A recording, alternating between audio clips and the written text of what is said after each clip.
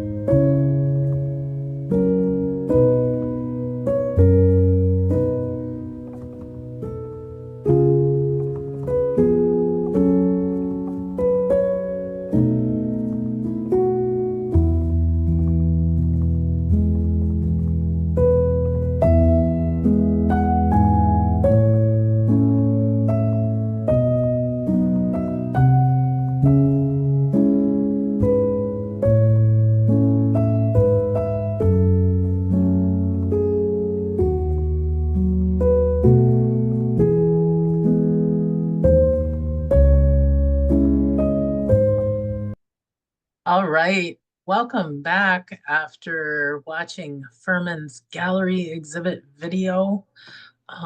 Again, SMOC staff gets to live with this every day for the last many weeks, and we are just feel very honored to be able to take a deep and long look at his work. So I would like to open this up so Ferman can talk a little bit about his process. Tell us about your impetus for and your inspirations and anything else you want to share about your work. And then after that, we'll open it up for questions. Okay, I will try to. I have a tendency to be brief, so you'll have to forgive me for that. Like I said in my bio, I try to take photographs of everyday things. I don't stage anything. I just kind of, as I see it and inspired by it, I take a photo of it. Always with uh, keeping in mind, well, how can I reinterpret this, not taking away any of the form of what I just shot, but how can I um, bring some emotion to it, um, some color to it. Most of the times, color. This past year, I've kind of taken a different route to doing a lot of darker pieces with some color coming into it. But my inspiration is always just to take a found object with my photography. Um, I started out, the traditional build. I love brownstones. I grew up in Boston, so old buildings and old architecture were, my first love, and I would take pictures of that. But then I started wondering, okay, how can I add um, some flair to that? How can, other than what I used to do was, project it on a canvas and recreate it by painting it or doing a color drawing. Um, how can I do the same thing with digital photography? And that's what kind of led me down the path that I'm on now. I found a couple of programs that I like that unfortunately their revisions have taken away the ability to do what I've done, but the old one still runs, and as long as it runs, I'll be able to do what I want to do with it. Um, but I've just been okay. It's like the what I have as a background. It's just I was walking through a construction site, and okay, the forms, the shapes, the movement of that photograph. Okay, how can I play with that? And I started doing that, and it kind of led me down the road that I'm on now. This series, I think, is a little different from me. Is I went with the dark frames and the dark matting, um, mostly because uh, um, dealing with depression and anxiety on my wife's side, dealing with helping three friends through alcoholism and one through alcoholism and a divorce. I started to see some of that depression building up on me. And so a lot of the reasons for the dark frames and the dark mat is to show this past year of my life in the midst of depression. In that there are some really bright times um, during that period, but there are also some dark times. But even in the dark times, there's form, there's flow, there's color, there's life to it. If you look for it and if you see it, and so that's what I'm really trying with this series, just to show that amongst the darkness there is still some color, some vibrance, um, and then just trying to depict the moods that move through a person as they experience and work through their depression.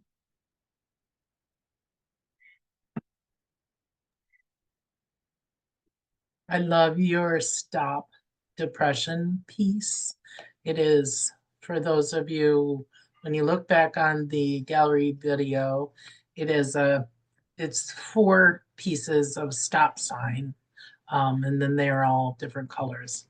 I love that, and it's interesting to hear you talk about your a little bit of the rationale or background in some of your color choices and your matting and framing, because really your show is so vibrant. It wouldn't necessarily be something you'd pick up right away. So it's very interesting And, to and hear I that. and I try to do things kind of in a subtle way that you pick up on it, but I'm not. My goal is not to slap you in the face with it, because I think the stop depression piece is the only piece that, by title, I wanted people to pay attention to the different seasons of depression, and when do you get to the point where you do something to stop it and go beyond that. So that one was the only piece that I was in my mind flagrantly letting people know that this is a cycle, and specifically around the issue of the depression.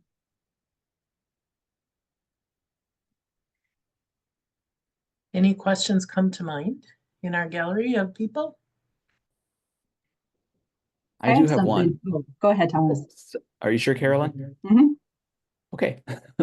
I guess one of the things that I find really interesting about photography and like individual photographers' work is there can be such a difference between what's captured with the camera and like the finished product. When you decide it's finished, this is going in a gallery show, it's ready to be framed. So I guess that's my long-winded way of asking, when you take a picture of a particular setting or a found image, do you already have in mind how you're going to edit it, what you'd like it to look like when it's finished? When like the buffalo piece, I probably have 20 versions of that before I settled on the two that I would put into the show, because I went through every filter in every program that I have, just trying to capture it. And those two are the ones that I think captured it for me. But there, like I said, there's 18 other ones that are sitting out there that I look at. Oh, that didn't work. That didn't work. But so it's the thing I like about digital photography is that it allows you to do a lot of experimentation without a lot of waste. If I had been trying to do this with 35 millimeter film in a dark room, not only would I have to use 100 rolls of film to take all of the photographs, think of how much paper you would waste in the dark room trying to get and work with um, the lights and the projectors and stuff to get the colors and stuff just right. It just allows you the freedom of changing your mind frequently and not. I mean, I eat up a lot of space on my computer, but I have more than a terabyte, so I'm not worried that I'm going to use up my space at all. So I think that's what really I like about digital photography, is that it allows you to experiment and create. And if you don't like it, you can set it aside, you can discard it. But it gives you, you can take that one image and play with it several different ways without destroying the original. And so for me, it just allows me, every piece I put out there, I probably have at least 10 versions of the one before I said, okay, this is the one that I want to display. Awesome. Thank you. So I've been very curious in looking at your whole show together. There's such a theme of those really saturated oranges and blues. And I've just been curious, are those favorite colors of yours? Are you drawn to them in some way? Are they actually in the original photos that you're taking, or do you make sure to always put those in? It just, those colors just really popped out throughout the whole show to me. One of on the program I have different filters, and then as I take that filter and change it, I'll name it something so that I can remember that's the look I liked on this photograph. And so I created a folder probably of 20 different filters that I liked. And then I ran all of my photographs through those 20 to compile the show. But the reds, the oranges, the bright colors, in my youth, I called them Jamaican colors. because they're bright and vibrant and lively. And I'm part Jamaican, but I would never in my youth wear that brightness. Now I'm okay with it, but in my youth it was no. But in my expression, um, for me, those are the colors that especially coming out of the darkness, that I just wanted it to pop and show um, that even um, surrounded by darkness, this brightness comes out. So the oranges, blues, yellows, kind of the primaries, just draw. Um, I like the vibrancy of it, and it just the program that I'm using, it really highlights those colors too. So that is what attracted me to that set of filters. Thank you. Way more vibrant than primaries. I love your color palette. I imagine would be the most fantastic experiment if you could recolor Star Wars, the movie. Mm. But I mean, it's just a very bland palette in Star Wars, Mm-hmm. at least in my Yeah. opinion. If you could recolor it and have like the galaxy flying by in all those colors, it would be a whole different experience. Yeah. If I get into videography, that might be something to see how Yep. if that could be done. So in your show, you have multiple pieces that have the word massive in the title, massive 3A or something like that, I think. Mhm. And I don't know a lot of the photos I can pick out what the original content of the photo was, but those I don't know what the original massive photos is were. actually we were in Arizona and walking through the desert, and those are massive dead trees that have interwound around one another. Mhm. And so the massive is actually just, yeah, a set of trees, trunks, and roots that I was lucky enough to, the program just picked out the individuals and just really highlighted them in a way that made the movement of those trunks in the twists really interesting.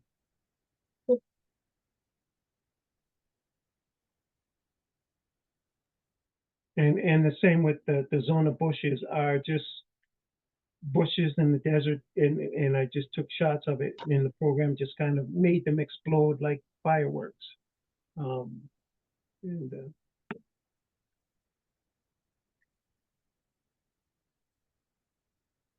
Would you consider this a series, Furman? And if so, do you have another series in mind, or maybe you just don't shoot in series format, you know?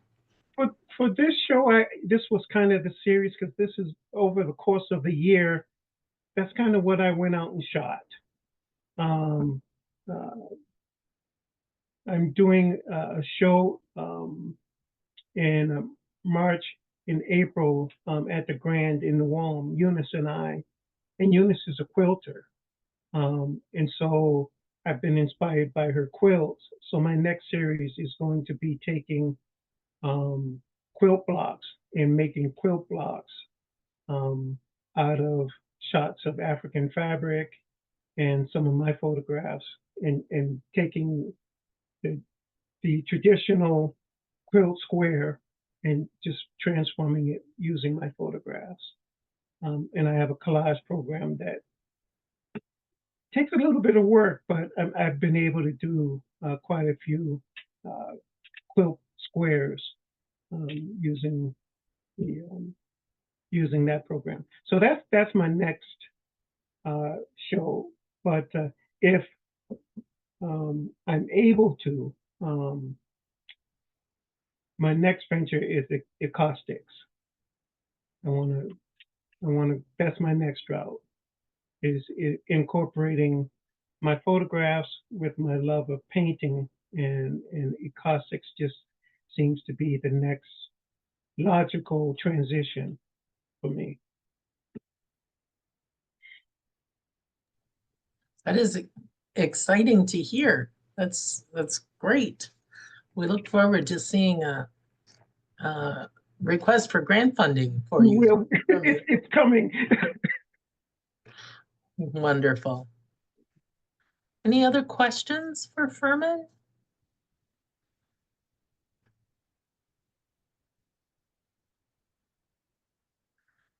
Ferman, anything else you want us to know? We are glad to hear you have an upcoming exhibit in March at the Grand in New Ulm. So just repeating that so everybody has that on their brain. But anything else you wanted to share with us? You know, I just want people to be aware of the tremendous resource SMOC is for this area.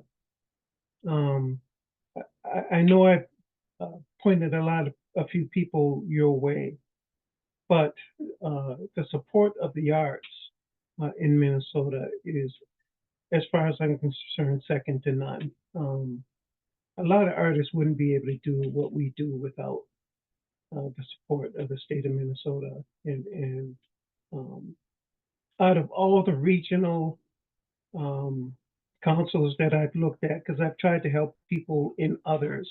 My twin brother lives in the cities, and I have other people that live north of the cities.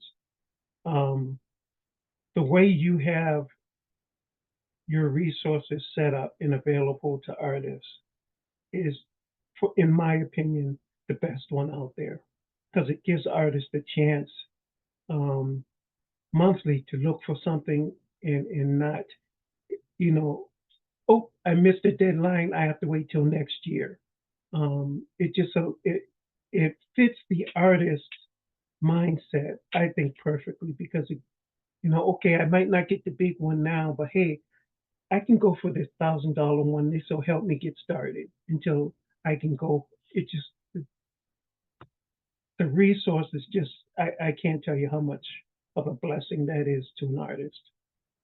And so I really appreciate the way that you have set up how you distribute the funds you get, because it makes it really easy for artists to, oh, I missed that deadline, but hey, oh, I can just, if I get it in by the end of the month, I could just at least get something to get me going, and I'm not cut off and have to wait another 6 months. So I really appreciate the way that you're structured.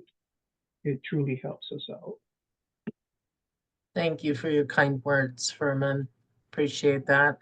But we're here to lift you up and lift up your art. And we just want to say we have appreciated being able to have your art in the SMOC gallery since really November and December. If we are posting this fairly quickly, he's only available live and in the gallery for the next couple of days. So I do not think this video will post by then.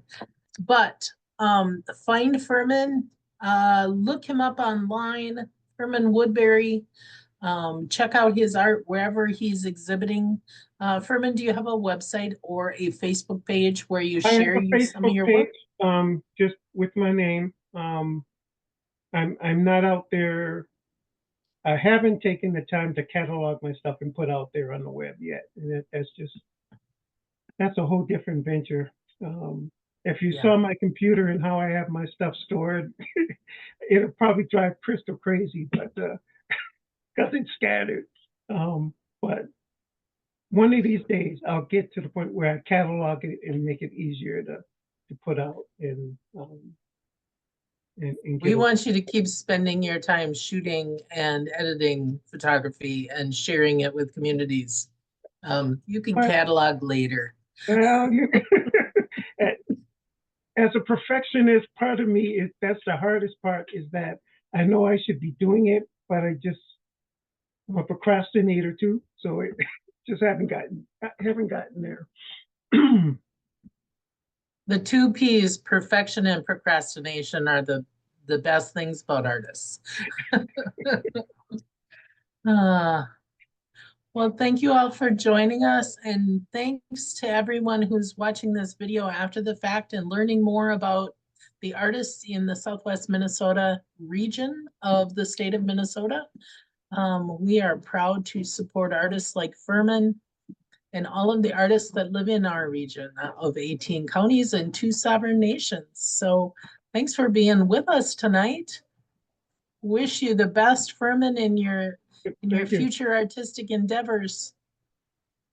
Yeah, and you will be getting something from me on the acoustics very soon. So All right, thanks all. I'm going to stop recording. Thank you. thank you.